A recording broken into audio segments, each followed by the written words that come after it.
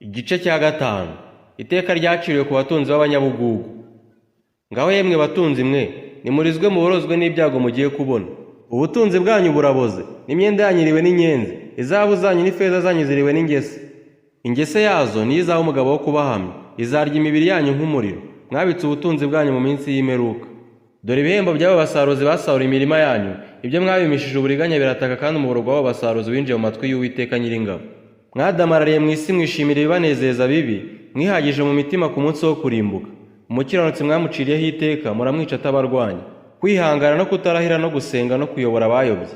Nuko bene data, mwihangane mugeze aho Umwami Yesu azazira. Dore umuhinzi ategereza imyaka y'ubutaka y'igiciro, ayirindira yihanganye kugeza aho azabonera imvura y'umuhindo n'iy'itumba. Mube ariko namwe mwihangana, mwikomeze imitima, kuko kuza k'Umwami Yesu kubegereye.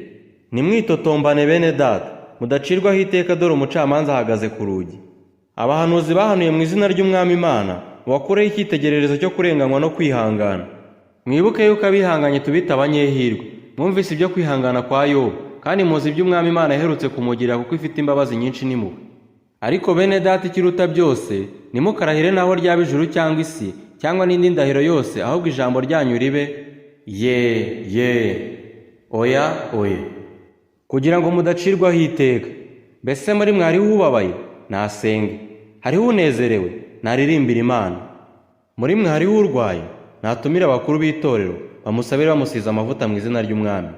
Kandi isengesho ryo kwizera rizakiza umurwayi Umwami amuhagurutse, kandi n'aba yarakoze ibyaha azaba bibabariwe. Mwaturirane ibyaha byanyu kandi mubabarirane, kugira ngo mukizwe. Gusenga k'umukiranutsi kugira umumaro mwinshi iyo asenganye umwete. Dore Eliya yari umuntu umeze nkatwe, asaba cyane ko imvura itagwa. Imvura imara imyaka 3 n'amezi 6 itagwa. Arongera arasenga, nuko ijuru rigusha imvura, ubutaka bumeze imyaka yabwo. Bene data, nihagira umuntu muri mwe wavuye mu kurundi akamuyobora, mumenye yuko uyobora umunyabyaha akamukura mu nzira ye yayobeyemo, azakiza ubugingo urupfu, kandi azatwikira ibyaha byinshi.